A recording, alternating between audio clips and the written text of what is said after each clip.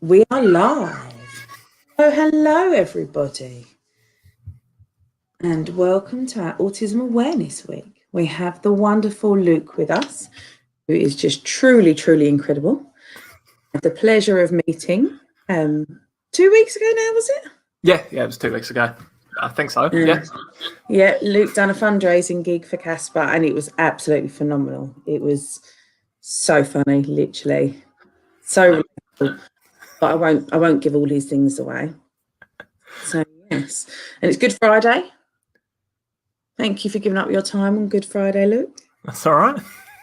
Stop you eating Easter eggs. Yeah. It's a bit weird at the minute, isn't it? You can't really do much else, can you? It is. Good. I've been building an Easter egg hunt because we've got a Casper Easter egg hunt tomorrow. Oh, nice. At Fryland Farm. So I've been there all day decorating the woods and it's been amazing. I'm really excited. And the Easter Bunny's going to come out too. I'm going to be more excited than the kids, honestly. When you see the Easter Bunny. Yeah. Honestly, it's really bad. I will be like, All right. Enough of my waffle. So, Luke, I would like you to introduce yourself. Just tell us a little bit about you, your journey, and go from there. I'm Luke Poulton. I'm 29, and I was diagnosed being autistic at the age of 7. But it wasn't really until, probably sounds weird to say, it wasn't until like I was a lot older in my life that I started to understand myself a lot more. It wasn't until I was 25 years old that I was sort of at uni and sort of trying to understand myself a bit more and accept myself. And then when I started doing stand-up comedy and being on stage and talking about autism, it sort of helped me accept myself a lot more, because I sort of used to, there's a lot of people that see autism or being disabled as a bad thing, and I think I almost myself was like, oh, people aren't going to like me because of this or whatever. So I was always like that. But now, later in my life, I've been a lot more accepting of myself as I've understand things a lot more. Yeah, that makes sense. I think from, they're sort of being told you're different, you're autistic or whatever sort of the difference is, to be able to truly understand that and accept it of yourself and actually learn to go, actually, I'm really quite cool. This is a bit of a superpower here. I don't have to listen to all the twaddle and do lots of the normal stuff, because you just go, no. I love that. So it's quite a journey for you. Do you remember much about your schooling or anything like that? Well, yeah, when I was in primary school, my parents there was someone in our school that we would go and see every now and again, and there was also someone near our street that my parents would take us to. So I would sit there playing with toys while they were speaking about it, so sort of to help with understanding. And then secondary school, I did have a helper who would sit next to me in class and help me with my work. And then even when I went to college, I didn't really have anyone there that did that type of stuff. But when I was in university, there was someone from an autism charity as well that would come in and help me with my work. So they would come in and speak to me. It would sort of be at lunchtime once a week to speak about how I was getting on at uni with my work. Brilliant. And would you say you had a positive experience at schools?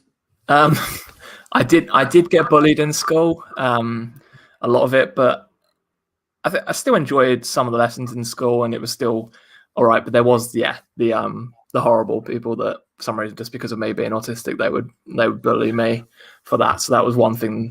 But when I went to university, I think that was more of a positive time for me. That I know that's a lot further away from school, but that was one thing that I was happier doing. Yeah. No, I think for a lot of people that have been on have said that the sort of primary school was horrific, secondary school pretty awful, but a little bit more freedom to not, sit in the class with the same kids all the time. And then sort of after that, it got better. Do you think it's awareness? Do you think it's people not accepting difference? Yes, I think now, I think kids are a lot more accepting now. But I feel like when I was in school, just people didn't really understand it. There was one of my best friends in secondary school was also he's also autistic, and when he would be in a lesson, someone would ask a question, he would give a really intelligent, long answer to that question because he really knew about the subject and everything. But there would be people in the class that would start laughing about him answering the question. It's like, but he's showing how much he knows about this topic, and you're laughing at him for that. It didn't make any sense to me. No, it's not logical, is it? There's just no to that. A question's been asked, he's answering it, and now people are laughing. Yeah, it never made sense. No.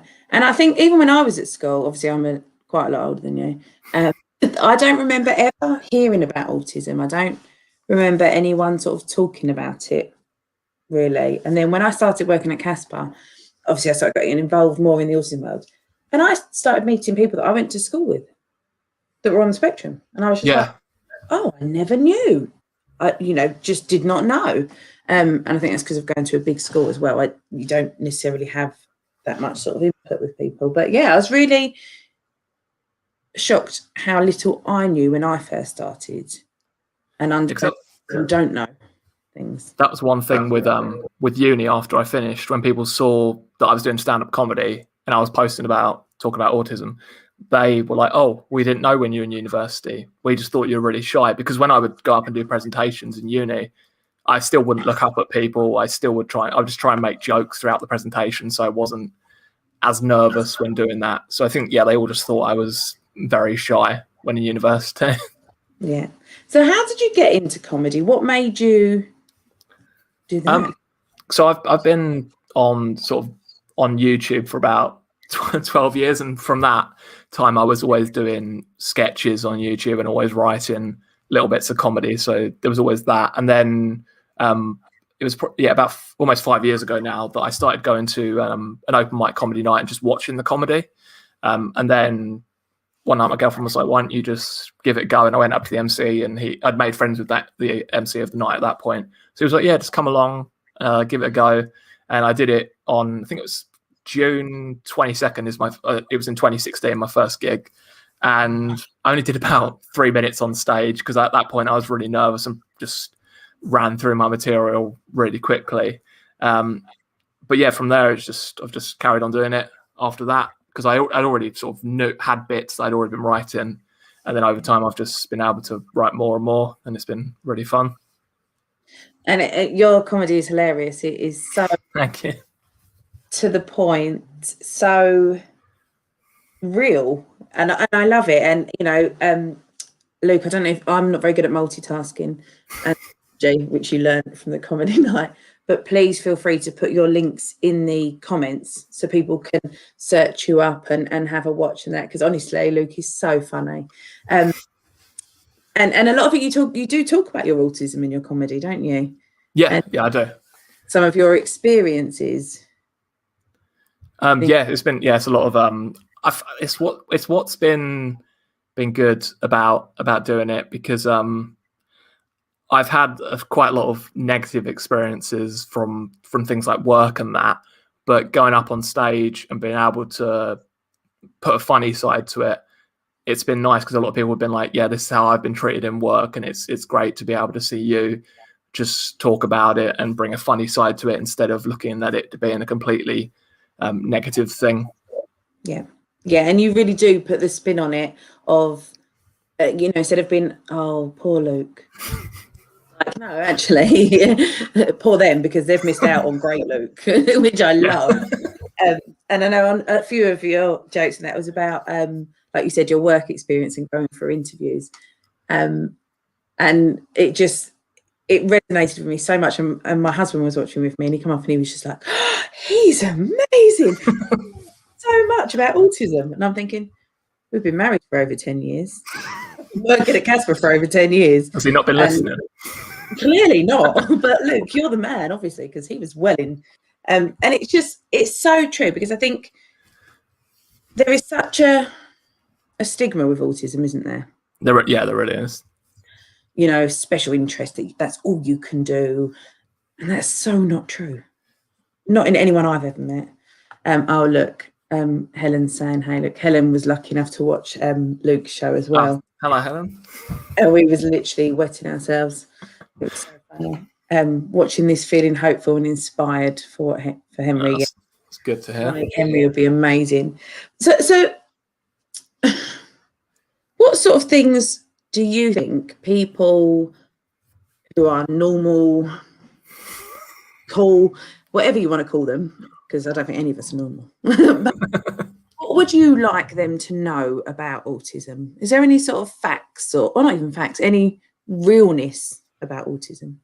I think for me, it's just mostly still the myths that people have. There's still the whole thing of, oh, autistic people don't have empathy, which is rubbish, because we do. And there's still also people speak to me and still think, because they've seen Rain Man, they think that's how I'm going to be. It's when I was in college, some guy thought it was hilarious to call me that when he found out. And I was just like, that's not how it works. Because that's the thing. There's a lot of people that I know that watch all these movies, and a lot of the time it's like maths geniuses or something. And yeah, there are autistic people that are great at maths, but not every single person is. And I think I wish there wasn't still as many stereotypes as there are out there, because there are way too many. So I think that's one thing that I want more people to understand, that they shouldn't believe those stereotypes. Yeah, and especially with the empathy, like we always say at Casper that actually we feel people with autism are more empathetic. Like, yeah, definitely.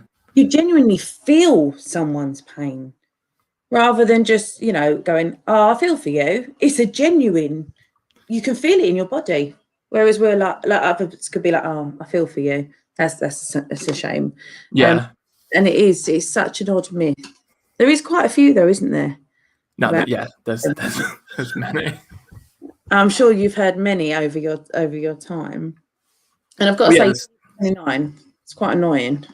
There's still the still people saying the whole "you don't look autistic." Like, that's the one that I still to this day have still heard people, or still people being like, "Oh, you don't seem." It's like there's not always a thing, and there's not a look to autism.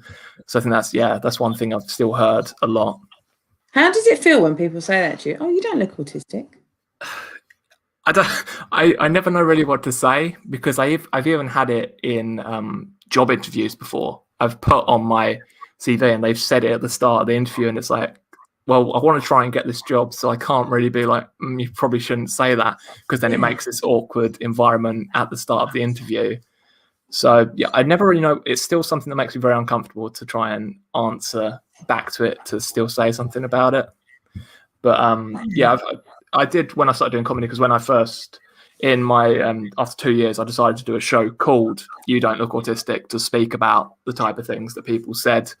And I made a joke by coming on stage in a balaclava to say, "Oh, that's for the people that say you don't look autistic. I wear a balaclava all the time," because then they don't know what to say when you tell them that you're autistic. So it's just, I was just trying to, Yeah, like that. Yeah, because it is, and it's. I know if we go out as Casper, we'll get, oh, well, they don't look autistic. Yeah, it doesn't. What does an autistic person look like? Yeah, should they have an extra head? Yeah. And you sort of sit there going, I'm not really sure what you mean. But in the inside, I sit there thinking, really? We're still asking this question, like we're in 2020 odd, and we're still asking these questions. Yeah, I'm surprised. I don't know how people still haven't moved on from asking that. I thought enough people sort of would know by now that's not the thing to say. So with you, so you've got a full-time job. Yeah. And a girlfriend. Which, I think a lot of people, a lot of parents particularly, will think, my child's not going to work, my child's not going to have any enjoyment, they're not going to have a partner, they're not going to be able to live on their own. And I think you've smashed all of them, haven't you? Well, it's what people even said to my mum. Like, when I was younger, they were like, "Oh, he's not ever going to be able to have a job." And so the first job that I did have was a supermarket, and I did that for 8 years, and then I freelanced for a long time. And with the freelancing, there were people, when finding out that I'm autistic, there was some like awkward times, so they didn't really know how to understand it and how to treat me. And then in my 2 other previous jobs, they weren't that they did little things for me, but they didn't seem like they wanted to. And then in my job that I'm actually in now, so in August this year, I would have been in it for 2 years, and they've been so understanding straight away. My manager, before we got sent home for the lockdown and everything, because she was like, "Oh, if there's anything, even if you need stuff at home, for us to be able to do things for you, please let us know. And she even told me that before I started the job that she'd searched up and done all this research on autism, which was so lovely to hear, because in my 2 previous jobs, I had to send over documents to my managers to tell them what autism is. And one of the managers didn't even bother reading the document. And then when it came to my promotion, pretty much used me being autistic against me to fire me from the job. So it's just like, yeah, there's been those things with jobs, but now I'm in a really good job where they've been so understanding, and with working from home, they've just wanted to help as much as possible. So that's, Brilliant. yeah, it's taken a while to get to that, but it's been good. Yeah, and that's the thing, isn't it? Like, you will be so loyal to this company that have truly, Yeah, it's when you find your place to fit, and that's all I think every one of us wants, isn't it? And you found that fit within the work, and you love it. And I know when we went on to the comedy night Zoom thing, obviously I wasn't doing very well at technology. And Luke was like, "Oh, you just got to do this." I was like, brilliant. It was teaching me literally instantly. And I said to you that I need you to come and do some stuff with me at Casper. And it's funny because Helen's put, super inspiring, Luke. When are you coming to work for Casper? So the pressure's on. We all want it's my second job now. Yeah. So, you've got us for life. You're stuck with us, which is what we love. So in terms of life skills, where would you say you learnt them the most, like being able to live independently and things?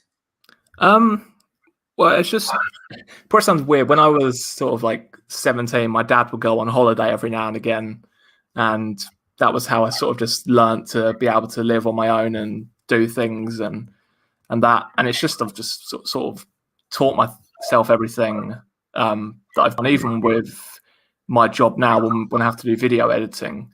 I never did before even I went to college and I did learn video editing in college. That was sort of something that I taught myself as well, just downloading programs and making videos from a very young age, just to teach myself how to do that. So it's sort of just been all me, just self-teaching myself how to do everything that I do.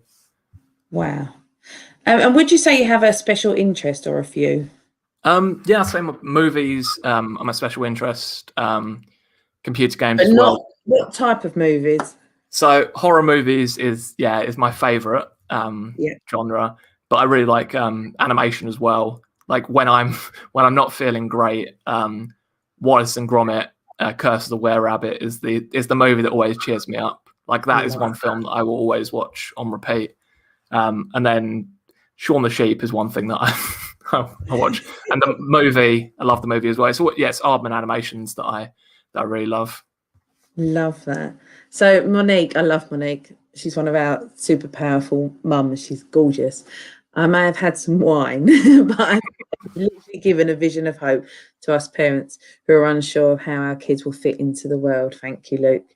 Thank you. I'm glad to hear that. Yeah, and this is what all these sort of talks are about, really. It's because I think when you receive a diagnosis as a parent and a child, it's very doom and gloom. There's no and you get the head tilt, and I really don't like the head tilt. Oh, your child's got autism. Oh, whereas actually it should be like, oh my goodness, this is incredible. Let's really celebrate them. And here's some help, which also doesn't help for the parents. There's no seems to be a lack of support and training for parents. Yeah, there definitely is. Do that. So Casper is, as you know, it's a youth club. And we provide lots of social activities for our kids where they get to meet like-minded people who think differently. Did you ever have anything like that at school?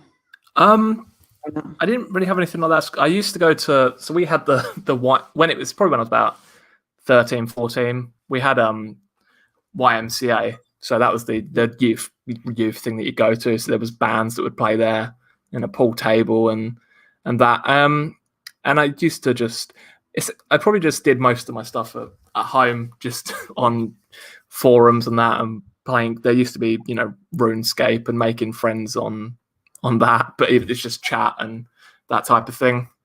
So yeah, I never really went to any clubs. I did go to a summer camp at one point, but that was when I was about 15 as well. Do you think it would have helped if you was able to meet people that were similar to you, but very Yeah, different? I never really in primary school I never really met anyone that was like that, and it wasn't until secondary school that I met other people, well, someone else that's autistic, and in university and college I never met anyone else that was autistic. I probably did know people that were, but they never said to me that they're And it's autistic. just not spoken about at all. So it's not something you go to go, are you autistic? Yeah, so it's not until I've been doing comedy where I've met a lot of other autistic comedians, and that's been one good thing. And is there quite a few autistic comedians around? Yeah, there's quite a lot that I've met, and it's great to be able to just sort of speak to other people about their experiences as well with comedy, how it's been for them, because I've made more friends in the time that I've been doing comedy than I have in my whole life. So that's been the one nice thing about comedy, that there is a good community. Brilliant.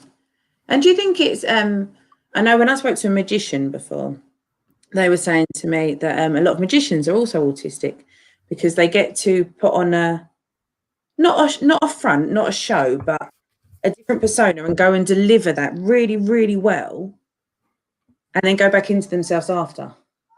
Yeah, that makes sense. Yeah, it's like you can be on stage and you can be, I'm Luke, and then you can go back into your life and go, yeah. yeah. Is that what it feels like a bit? Yeah, so when I'm on stage, like, it's not completely a persona, but I'd sort of act a bit different on stage than how I would off stage, just to sort of when I'm doing some sort of silly material, but also autism material, it's sort of a bit of a different persona, but it is still how I do act in person as well. Yeah, no, I get that, because I think sometimes we all do a bit of, a front or masking, or is and how do you still mask? Do you mask a lot?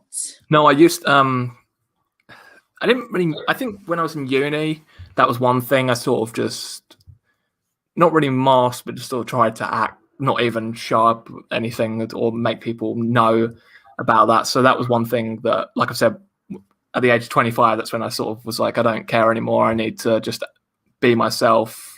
And if people don't like how I am, then I don't want to be friends with them. So yeah, uni was a little bit masking. Yeah, when I was in lessons and that, just to sort of be able to make some friends. Yeah. Oh, I love that. I love that. So is there anything you would like to say to parents watching about having a child on the spectrum? I was worried I'm never going to give good advice. I just think it's, there's a lot of parents that don't want to accept their kids, or there's a lot of bad things out there, but just accept your kid for being autistic and love them for who they are. And there is some challenges. My mum even said when I was younger, there was things that she didn't really understand about me, but it's always there will be good to everything, and you've just got to give us time to understand. Yeah, I think that's perfect advice. I don't think that's bad advice at all. And I think it's, a lot of it seems to be coming through on these talks this week. It's about acceptance all round. Yeah. Acceptance of yourself, others having acceptance of you.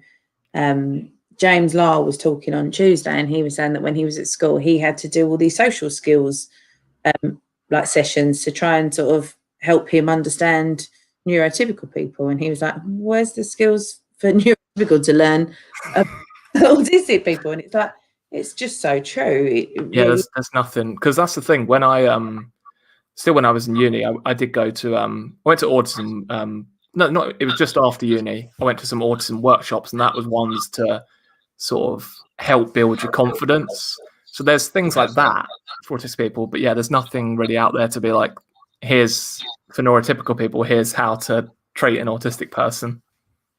Yeah, I love it. Monique's put bloody hate social skills. Yeah, I don't think you're alone. Oh, I love this. Can I just say a big happy birthday to this gorgeous lady, Catherine? Oh, happy birthday, Catherine. She's another awesome warrior mummy we have. And when I first met you, Helen, a couple of days after diagnosis, it was the first thing you said to me. You immediately gave me strength, hope, and love. Yeah, congratulations, your child has autism. That's what you're hearing. You know, not your child has autism. Yeah, or saying, "Oh, I'm sorry about that." Like, no, it doesn't need to be like that. Yeah. And I think as well, like, so we've taken on a few young people. I can't really call them young people, but they'll always be young people because they've been with us for a long time, that are working for Casper now. Truly, truly incredible people. And if any of you are on here, please say hello. And they've taught me so much about myself as a boss, of things I say and I think people will understand because they know me and they look at me going, "You've made no sense." Luke, before we come on, if I start waffling and you want me to shut up, please just tell me. And some of the guys are like, you're talking a lot, Sarah, but it doesn't make sense. And I'm like, okay, I need to take this back and stop filling the air with my nonsenseness. Probably what I'm doing now. So Luke, jump in and jump. You're definitely not. So I don't know if you'll want to talk about this. You might not, and you can tell me to go away. I won't be offended. So having a relationship as an autistic adult, is your girlfriend neurotypical, neurodivergent? Yeah, she's neurotypical. I don't know. She knew I was on this. Is she messaging you? I think she's Why locked are you talking about me? I think she's locked herself out of the house. Let me. I'm just seeing what's happening. You're getting all these messages. Just answer your phone. Why are you ignoring me? Actually, didn't say that. Yeah, no, I'm just seeing what she's saying. But yeah, no, our relationship is good, and she's very understanding. Always helpful when I'm outside and worried about things, and when we go to crowded places. She's always been great about them. So yeah, we've been together. It'll be 7 years this year. Fantastic. So yeah, so it's been good. Oh, amazing! So it's going to be a wedding soon. I'm not sure. Yeah, I'll give you my address for the invite. Oh no, that's awesome, because I do think a lot of parents do worry about relationships and sort of their child being happy, especially later in life as well. Helen's put a lovely comment here. So Catherine, I'm so glad. It's because we believe and know it's true. There's so much hope, and we get stuck in the mode that mainstream society has it right, and it's just not true. We're all humans and all deserve to have equal opportunities to love, laugh, live, teach, learn. So happy you found Casper. And it's so true. I think, like, we was talking about schools and things all this week and saying how people they don't look at the human with all of this. It's always like you said, you don't look like you have autism. Why are you looking at my autism? Why are you trying to look at autism? Why can't you just look at me and I will tell you what I need? I will tell you, if I need some help or special adaptions at work, or you to stop talking and just write down what it is you want from me. And it just seems it's very much like, oh, you're this and you're that. No, I'm a human. I've just got a few more layers because I'm like an onion. That's like I said about workplaces. There's been a few where when I've said about changes or whatever, they've seemed like they haven't wanted to do them. There was one place I was in, and they gave me noise cancelling headphones when I was there. They took out the light above my desk, but then my manager there decided to get a desk lamp and shine it in my direction. And then on the day that I left that job, made me just leave. I had to clear all my desk, and the only thing they worried about, they were like, "Oh, well, the noise cancelling headphones still left here," because they spent like £70 on them or whatever. But that was all they cared about. They were like, "Are they on your desk? Are they there?" And I was like, "Really? You're making me leave the building, and that's the thing that you're worrying about the most right now." But in my new job, so that I've got the light switch behind me, and my team are really nice. They're like, oh, if you want to switch off the light, you can. And then they're like, oh, just tell us if you don't want to switch it back on. But it's like really nice things like that. They want to just help. And in my previous jobs, I've never wanted to go out for drinks or anything or food with the people that I've worked with. And on the first sort of day I was there, they were like, oh, we're just going for a walk. Do you want to come with us? And yeah, I went for a walk with them on my lunch, and it's just really nice people that are just understanding, and with them saying about changes at home, being like, is there anything we can send to you to be able to help with work? But in my previous jobs, I know they wouldn't have ever done things like that. So it's been really nice being in a job now where they want to help with the adaptions that you want at work. Brilliant. And I know you're also really close with your mum and dad, aren't you? They feature some of your comedy, which I loved, because obviously where we had you on Zoom, it was incredible. But we also had your mum and dad, and it was so, because some of the comedy was about them. We were all going, Mum, give us a look. Oh yeah. My mum, I did comedy at her place of work one time, and because I do a bit about her having tattooed on eyebrows. So there's about 150 people that were watching at her work, and they're all just sat there. And I say that joke, and she starts putting her hands over her face to hide it from people that are in the office. Yeah, it was literally so funny. She's always laughed at that and loves that joke. I love it. They were so supportive of you, and it was just so lovely. And like literally, we was like, "Come on, Mum, turn your camera on. I want to see these eyebrows now. They're famous. They're out there." And it's just fantastic. I love seeing your relationship, even just on the screen for 2 minutes with your parents, was just really nice. Would you say it's always been like that, or have you had some sort of not great times with either of them? My mum and dad have always been very understanding. Like as a kid, there's always going to be arguments or whatever, or me getting angry at certain things. But they've always been great with everything. And my mum has been the one that's always been really helpful. And with job interviews, she's always speaking to me about things and trying to help with them. Even when, because I got my vaccine recently, the COVID vaccine, and I'm way too scared to phone up the GP still. So I had to get my mum to phone them and then join me to the call to say I'm fine with her speaking for me. My mum's always been, she's helped really, really helpful with everything. And it's been great. So it's really interesting you say that like that's one of the things you just really, really struggle with, and it, like making the phone call to the doctors, and you just own it. That's what I love about you, Luke. You just I'm too scared to do it. It's not happening, rather than being like, oh yeah, I can do that. It's just not doing it. No, point blank. You want to call them, you call them. I'll say, but I'm not doing it. And I really loved that. Oh, look, Helen's already on this. So I met Luke. That was one of my instant questions. Yeah, so I think you should get involved, Luke. And I think you need to become all of them. Are you allowed to? No, I don't think you're allowed to all of them at once. We'll put you in stages. And I know we spoke about possibly you come in and helping teach some of our young people some comedy and how to sort of gaining confidence and public speaking. We've just partnered up with Bromley Little Theatre, who have also said that we can use their stage for some. Oh, nice.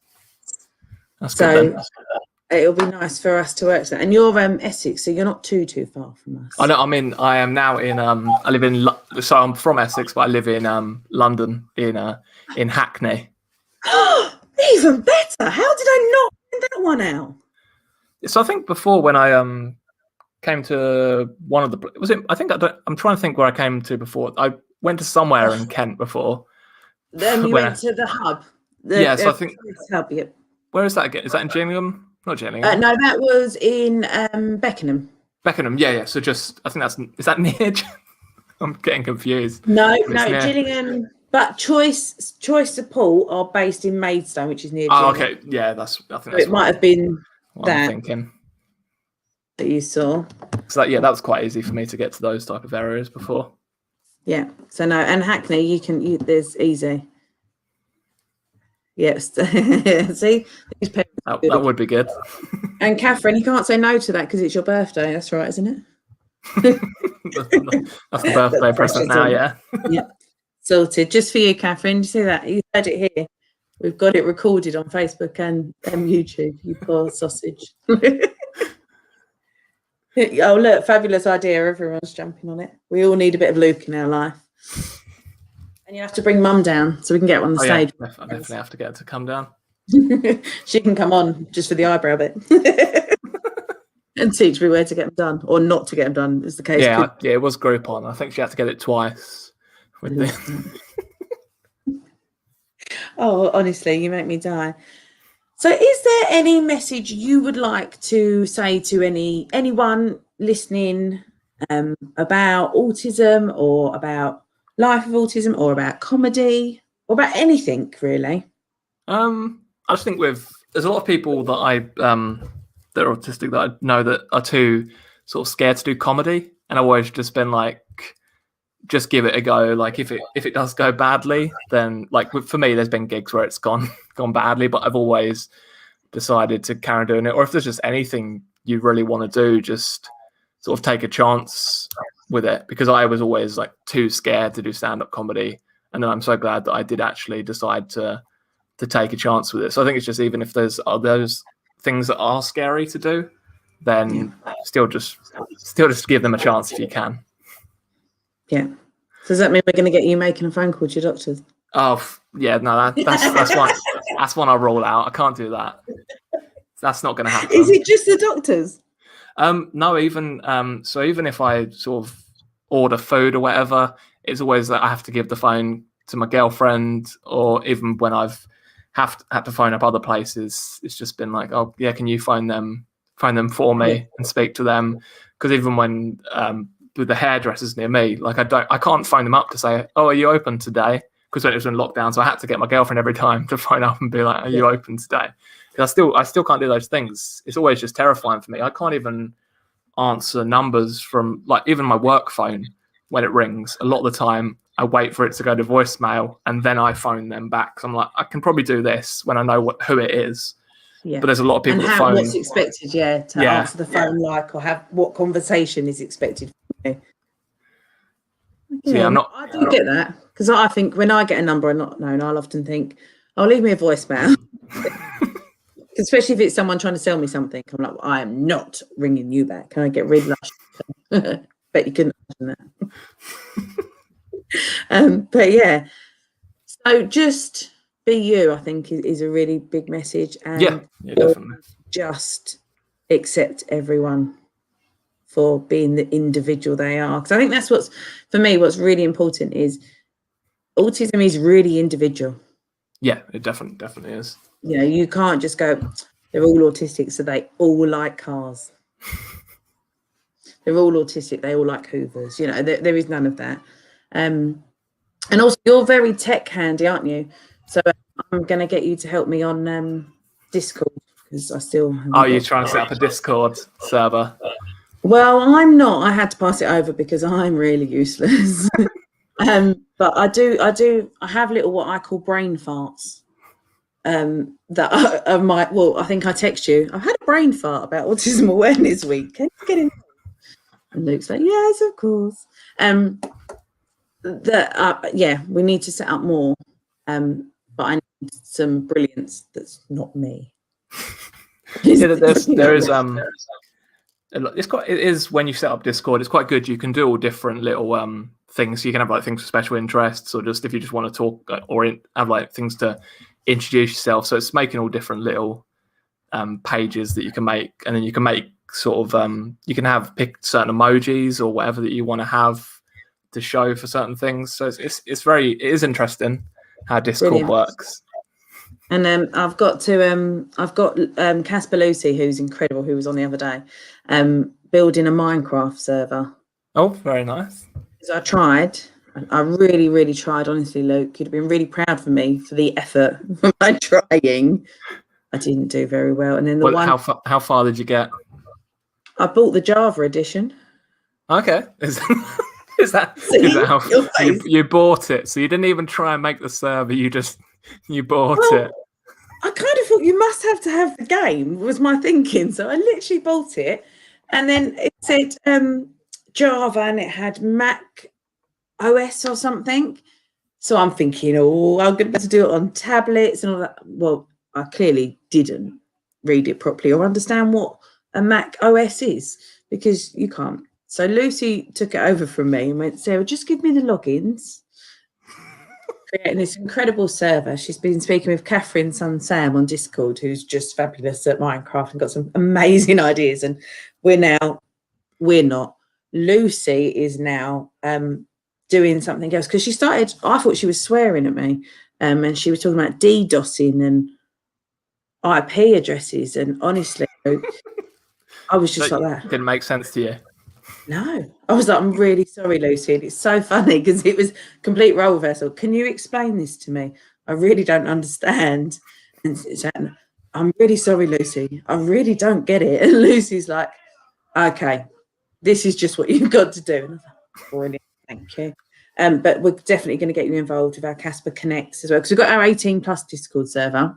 Okay, nice. No. I'll send you the details for that, and if you could share that as well. Just it's for over 18s to truly get connected, and then we're going to do, so they'll meet on Discord. We've got all different channels. Yeah, that special interests. I'm looking for a nod here. They've got all the channels so that they can talk about the special interests, and then we're hoping to do like meetups as well. So that's that. Are you still on, Miranda? Watch us.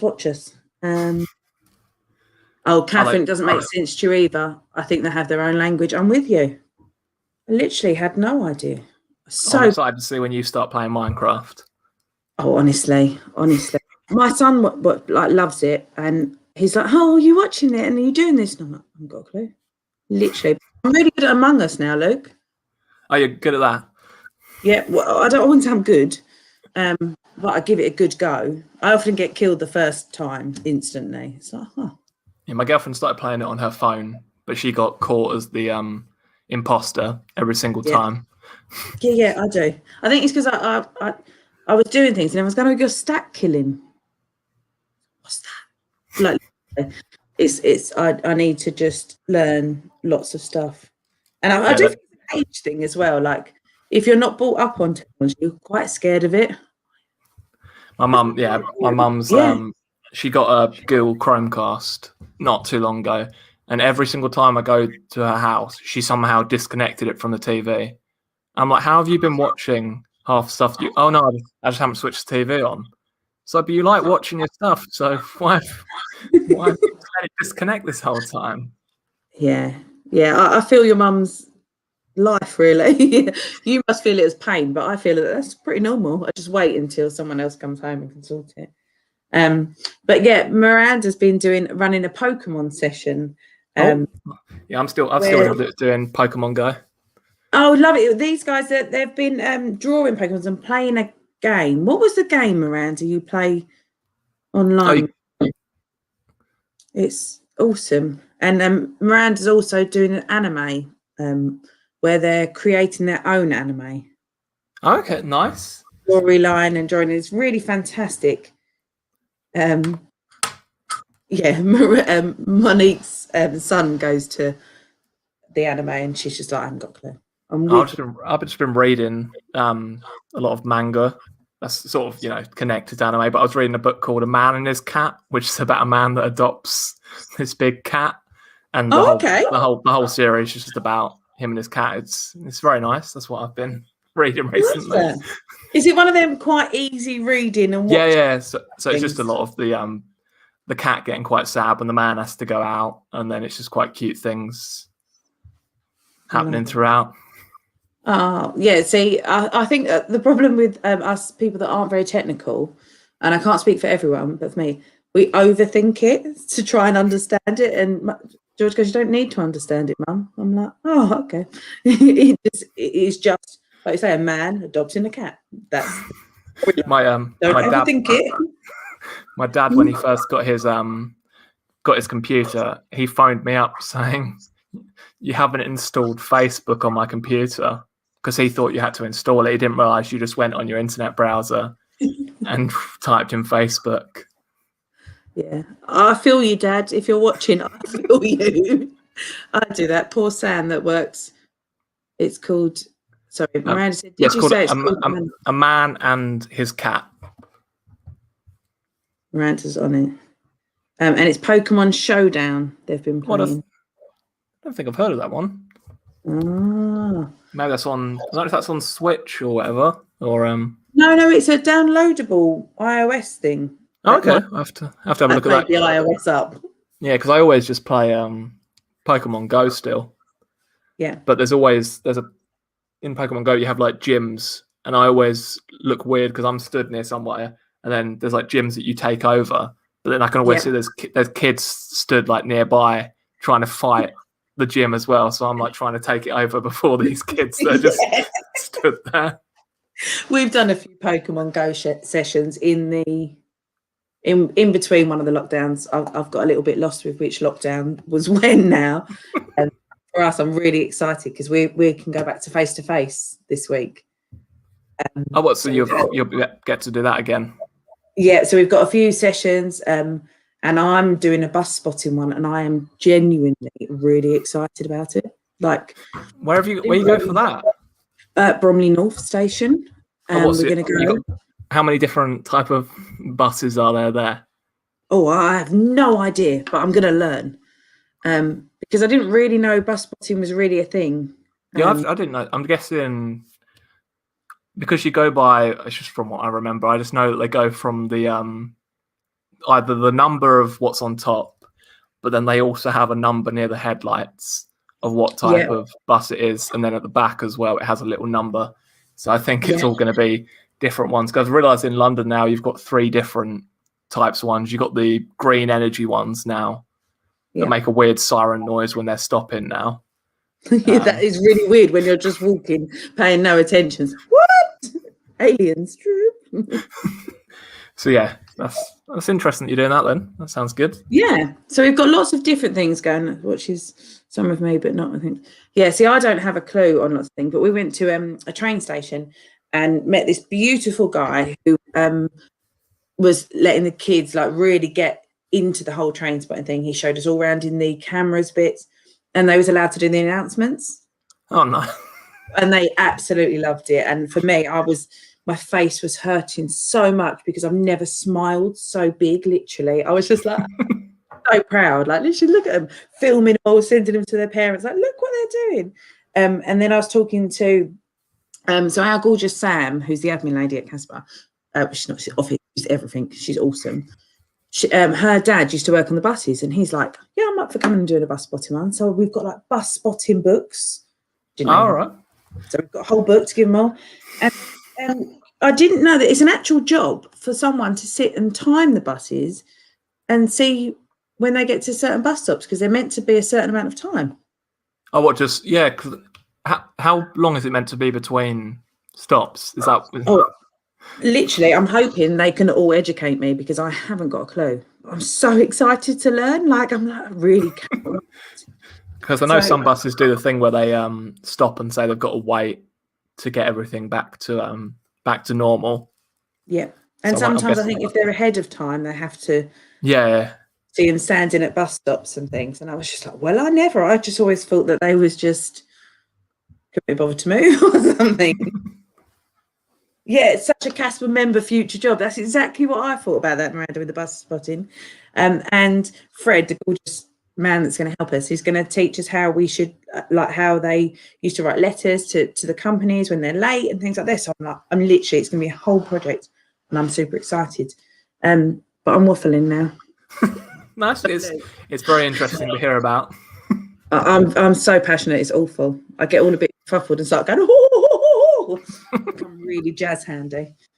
But I'm sure you've got that from me by now. So, is there anything else you would like to say? I always get asked that, and then I'm like, no. And then I know later on it will be like an hour later, and I'll be like, oh, I should have said this now. Yeah. It doesn't come to me at the time. No, that's fine. So we are going to see you at Casper. You are going to be around with us. We're going to keep you involved. You've got no chance of getting away now. I know you live in Hackney. I now know everything. If you can put your details. I'm trying to see how I do it or would I have to go into Facebook to do that? Possibly, but it will save on our Facebook after. Look at me trying to be with you. I'll open up Facebook quickly and right. Luke, I'll let you just do it, and I'll just keep talking whilst you work it all out. I can't believe you're doing this. You're doing two things on the same screen, aren't you? Yeah. Yeah, that's really, really intelligent. Wow. Literally, I struggle with reading the comments and talking on here. I realise I'm a bit like brain flitty. Like I'm like, oh. But yeah. If you can check out Luke's YouTube, his Facebook, leave him some comments. You won't regret watching the comedy. It's hilarious. I just need to know when we can next have you for another evening, because it was so much fun. Yeah, it was lovely to do that. I'm trying to am I on the right? Let me see if I'm on the right page now. I'll tell you if it comes up. Yeah. This could be a technological blunder from both of us here. Let's see if it works. I'll probably press the wrong button and end it. And you'll be typing on someone else's. Let me see if I'm just checking I'm putting the right link for the Facebook. Oh, what have I just done? No, I've done the wrong. Everyone's saying they loved your comedy night. It was fab night. It really was. Thank you very much. Yeah, I had so much fun doing that. Oh, hang on. Open comedy. Someone's put a link up. Is that you? No, I don't know what that one's. I don't think. Yeah, there's a video on Open Comedy, but that's just another website thing. Let me see if this. I'll send this one. This is a Facebook page, and then. Look at you go. There we go. There's that one. Go on, Helen. Check you out. And then so we get very impressed when we do something that's technological. Instagram's that, and then send Twitter as well. It's all the same sort of. Oh, that was my favourite joke, I think, about your dad when you told him he was vegan. I love that one. He does like that one. I literally, it made me die. That's all my things. I think a few people actually from Casper follow me on TikTok. Yeah. We will keep punting it out. That's where I post most of my stuff at the moment. Is TikTok, because it seems to be good on there. So yeah, it's a lot of me just talking about my experiences and that, and doing jokes on there. So I don't know if anyone has TikTok. My son has. That's bad, isn't it? I haven't got a clue what my son has. He teaches me lots in life. But thank you so much, Luke. I could literally talk to you for hours. And I think you've given lots of people a lot of hope and seeing the future a little bit brighter. I'm glad to hear that. Yeah, it's been absolutely lovely to do this.